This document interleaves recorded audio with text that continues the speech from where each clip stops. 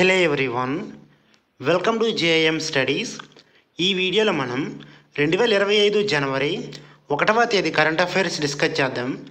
Video start చేసే ముందు అందరికీ ఒక రిక్వెస్ట్ అండి, ఇంకా ఎవరైనా మన ఛానల్ని సబ్స్క్రైబ్ చేయకపోతే దయచేసి అందరూ కూడా సబ్స్క్రైబ్ చేసుకోండి. అలాగే బెల్ ఐకాన్పై క్లిక్ చేయండి. ఈ వీడియో కానీ మీకు నచ్చినట్లయితే ఒక లైక్ చేసి మీ ఫ్రెండ్స్కి కూడా షేర్ చేయండి. ఓకే, ఫస్ట్ వన్ చూద్దాం. భాషా అవరోధాలను అధిగమించేందుకు ఏ రాష్ట్ర ముఖ్యమంత్రి స్వార్ ప్లాట్ఫారంను ప్రారంభించారు? Correct answer Gujarat. సుపరిపాలన దినోత్సవాన్ని పురస్కరించుకొని గుజరాత్ ముఖ్యమంత్రి భూపేంద్ర పటేల్ భాషా అవరోధాలను అధిగమించడం ద్వారా పౌరులకు కమ్యూనికేషన్ మరియు యాక్సెసిబిలిటీ పెంచే లక్ష్యంతో స్వార్ ప్లాట్ఫారంను ప్రారంభించారు. ఈ పౌర కేంద్రీకృత చొరవ జీవన సౌలభ్యాన్ని మెరుగుపరచడానికి రాష్ట్రం యొక్క నిరంతర ప్రయత్నాలకు అనుగుణంగా ఉంటుంది. ఎలక్ట్రానిక్స్ మరియు ఇన్ఫర్మేషన్ టెక్నాలజీ మంత్రిత్వ శాఖ యొక్క భాషని బృందం సహకారంతో అభివృద్ధి చేయబడిన ప్లాట్ఫారం ప్రభుత్వ సేవలను మరింత కలుపుకొని పోయేలా కృత్రిమ మేధస్సుని ప్రభావితం చేస్తుంది. నెక్స్ట్ వన్ చూద్దాం. ప్రపంచంలోనే అత్యంత వేగవంతమైన హై స్పీడ్ రైల్ నమూనాను ఏ దేశం ఆవిష్కరించింది? Correct answer China. చైనా CR450ని ప్రవేశపెట్టింది. ఇది ప్రపంచంలోనే అత్యంత వేగవంతమైన హై స్పీడ్ రైల్ నమూనా. పరీక్ష వేగం గంటకు 450 కిలోమీటర్లు. ప్రస్తుతం CR400 ఫిక్సింగ్ రైలును అధిగమిస్తూ CR450 రైలు సాంకేతికతలు పురోగతిని సూచిస్తుంది. ఇంధన సామర్థ్యము, భద్రత మరియు ప్రయాణికుల సౌకర్యాలలో పురోగతితో వేగాన్ని మిళితం చేస్తుంది. ఈ ఆవిష్కరణ 2035 నాటికి దాని హై స్పీడ్ రైలు నెట్వర్క్ను 70,000 కిలోమీటర్లకు విస్తరించాలనే చైనా యొక్క ప్రతిష్టాత్మక ప్రణాళికకు అనుగుణంగా ఉంది. ప్రపంచ రైలు వ్యవస్థలోని దాని నాయకత్వాన్ని సుస్థిరం చేస్తుంది. నెక్స్ట్ వన్ చూద్దాం. కాగ్వేడ్ డాన్స్ ఫెస్టివల్ ఏ రాష్ట్రానికి చెందినది? Correct answer Sikkim. సిక్కిం యొక్క అత్యంత గౌరవనీయమైన బౌద్ధ వేడుకలలో ఒకటైన కాగ్వేద్ చామ్ డాన్స్ ఫెస్టివల్ గాంగ్టాక్లోని సుక్లాకాంగ్ ప్యాలెస్లో ప్రతి సంవత్సరం జరుగుతుంది. బౌద్ధ సన్యాసులు మరియు లామాలు ప్రదర్శించే విస్తృతమైన ముసుగు నృత్యాలతో గుర్తించబడిన ఈ పండుగ ప్రతికూల శక్తుల నాశనానికి మరియు కొత్త సంవత్సరానికి శాంతి మరియు శ్రేయస్సు యొక్క నాందిని సూచిస్తుంది. టిబెటన్ లోనర్ క్యాలెండర్ 10వ నెలలో 28వ మరియు 29వ రోజున అమలులోకి వచ్చింది. ఇది ఆధ్యాత్మిక ఆశీర్వాదాలు కోరుకునే స్థానికులు మరియు అంతర్జాతీయ పర్యాటకులను ఆకర్షించే ఒక శక్తివంతమైన సాంస్కృతిక కార్యక్రమము. చెడుపై మంచి సాధించిన విజయాన్ని సూచించే దిష్టి బొమ్మలను దహనం చేయడంతో పండుగ ముగుస్తుంది. నెక్స్ట్ వన్ చూద్దాం. అత్యంత వేగంగా 200 వికెట్లు తీసిన భారత ఆటగాడిగా ఎవరు రికార్డు సృష్టించారు? Correct answer Bumrah. మెల్బోర్న్లోని MCGలో జరిగిన బోర్డర్ గవస్కర్ ట్రోఫీ సందర్భంగా జస్ప్రీత్ బుమ్రా ఒక అద్భుతమైన మైలురాయిని సాధించాడు.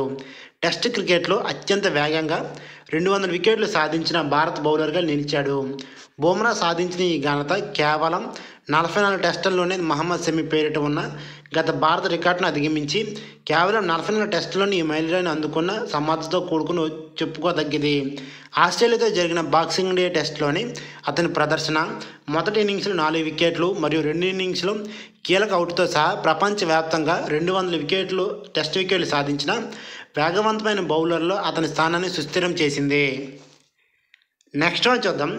ఏ రాష్ట్ర అటవీ శాఖ మహాభారత వాటికను స్థాపించింది? Correct answer Uttarakhand. ఉత్తరాఖండ్ అటవీ శాఖ హల్ద్వానీలోని 2 తోటలను ఏర్పాటు చేసింది. పురాతన భారతీయ ఇతిహాసాలలో ప్రస్తావించబడిన మొక్కల జాతులను ప్రదర్శిస్తుంది. ఈ ఉద్యానవనాలు రామాయణం వాటిక మరియు మహాభారత వాటిక అని పేరు పెట్టబడ్డాయి. ఈ గ్రంథాలలో పొందుపరిచిన పర్యావరణ జ్ఞానాన్ని హైలైట్ చేయడానికి ఉద్దేశించబడ్డాయి. మహాభారత వాటిక 1 ఎకరం విస్తీర్ణంలో ఉంది మరియు ఇతిహాసంలో పేర్కొన్న 37 వృక్ష జాతులు ఉన్నాయి. Chief conservator of forest Sanjiv Chaturvedi ఈ జాతును ఎంచుకోవడం వెనక పరిశోధన ఎక్కి చెప్పారు. నెక్స్ట్ వన్ చూద్దాం. నొప్పి లేని ఇంజెక్షన్ కోసం సూదిరహిత షాక్ సిరింజులను ఏ సంస్థ అభివృద్ధి చేసింది? Correct answer IIT Bombay.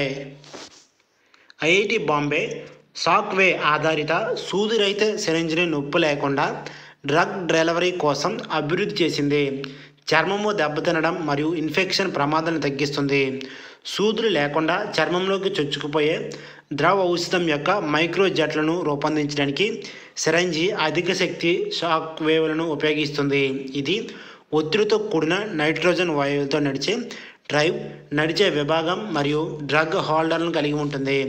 ఎలుకలపై పరీక్షలలో ప్రభావవంతంగా ఉంటుంది. ఇది తక్కువ చర్మ నష్టంతో లోతైన కణజాల వ్యాప్తిని చూపించింది. పరికరం 1000 కంటే ఎక్కువ ఉపయోగాలకు మద్దతు ఇస్తుంది. నాజిల్ రీప్లేస్మెంట్లు మాత్రమే అవసరము. ఇది ఖర్చుతో కూడుకున్నది. ఇది మిషన్ ఇంద్రధనస్సు వంటి ఇమ్యునైజేషన్ డ్రైవ్లను వేగవంతం చేస్తుంది మరియు సూది సంబంధిత ఇన్ఫెక్షన్ ప్రమాదాన్ని తగ్గిస్తుంది. నెక్స్ట్ వన్ చూద్దాం. వివాద్ సే విశ్వాస్ పథకం ఏ రంగానికి సంబంధించినది? కరెక్ట్ ఆన్సర్ పన్ను విధింపు. Central board of director taxes Vivad se Vishwas scheme గడువును డిసెంబర్ 31, 2024 నుండి జనవరి 31, 2025 వరకు పొడిగించింది. ఈ పథకాన్ని 2023-24 యూనిట్ బడ్జెట్లో ప్రకటించారు. వివాద్ సే విశ్వాస్ పథకం పరోక్ష పన్నుల కోసం 2019 సబ్కా విశ్వాస్ పథకంలో రూపొందించబడింది. ఇది వివాదాస్పద పన్ను, వడ్డీ మరియు జరిమానాల పరిష్కారాన్ని సులభతరం చేస్తుంది.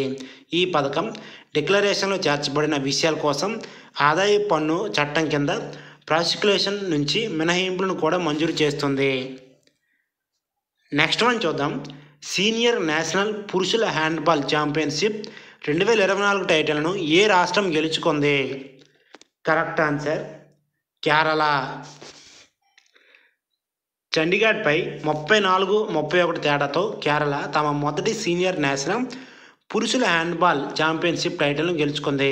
కేరళ 23-21తో సర్వీసెస్పై సెమీఫైనల్ విజయం సాధించింది.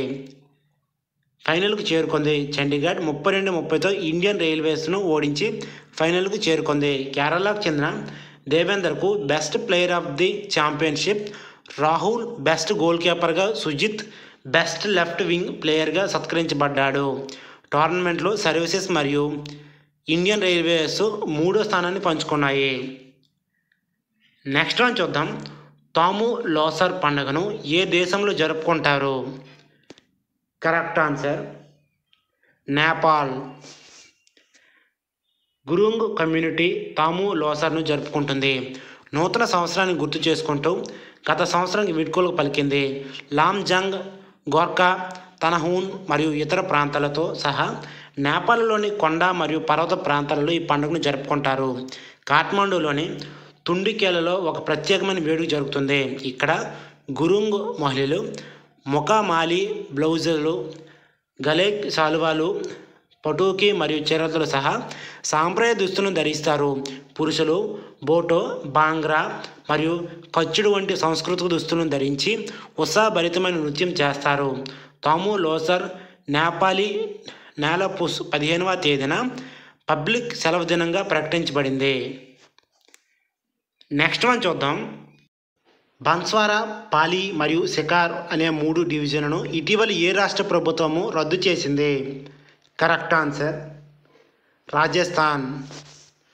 రాజస్థాన్ ప్రభుత్వము ఇటీవల 9 జిల్లాలను రద్దు చేసింది మరియు 2023లో 3 డివిజన్లను సృష్టించింది. రాజస్థాన్ ఇప్పుడు 41 జిల్లాలు మరియు 7 డివిజన్లు ఉన్నాయి. పాలి, సికార్ మరియు బన్స్వారా విభాగాలు రద్దు చేయబడ్డాయి. డూడు, కేక్రి, షాపూరా మరియు ఇతర జిల్లాలతో సహా 8 జిల్లాలు పరిపాలన అవసరం కారణంగా రద్దు చేయబడ్డాయి. నిలుపుకున్న జిల్లాలలో బలోత్రా, బేవార్, దిద్వానా, కుచ్మాన్ మరియు ఇతరులు ఉన్నాయి. ఉన్నత స్థాయి కమిటీ నివేదిక కొత్త జిల్లాల ఆచరణ సాధ్యం కాదని భావించింది మరియు వాటి స్థితిని సమీక్షించడానికి కేబినెట్ సబ్ కమిటీని ఏర్పాటు చేశారు.